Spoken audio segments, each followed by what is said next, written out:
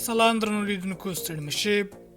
د روسیې ولسمشر ولادیمیر پوتین د چهارشنبې په ورځ د جون 15 جوزا 14 د طالبانو حکومت او مسکو ترمنځ د اړیکو جوړولو غوښتنه وکړه. پوتین له بهرنیو رسنیو سره په خبري کنفرانس کې ویل موږ ته په دې باور لرو چې باید واقعیت ومنو طالبان افغانستان کې واک په لاس کې لري. موږ باید طالبان له حکومت سره اړیکې جوړې کړو.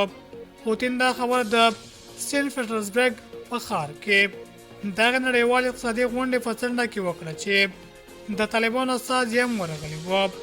د روسیې د بهرنیو چارو وزیر سرګي لاوروف 13 اونۍ ویلي و چې مسکو غواړي د طالبانو نوم د دغه هېواد د تروریستي سازمانونو لیست څخه لرې کړي. لاوروف ویلي و چې طالبان په افغانستان کې واقع ځواک دی.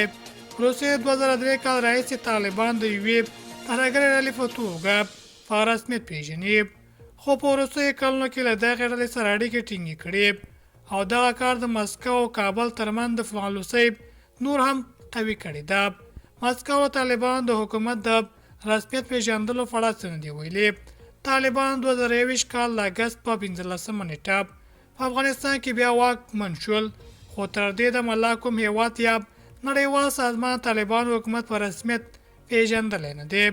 نړیواله ټولنه له طالبانو غواړي چې همشموله حکومت جوړ کړي، بشري حقوقو ته درناوی وکړي، د ترهګرو په خاص ډول د داعش له ډلې سره مبارزه وکړي.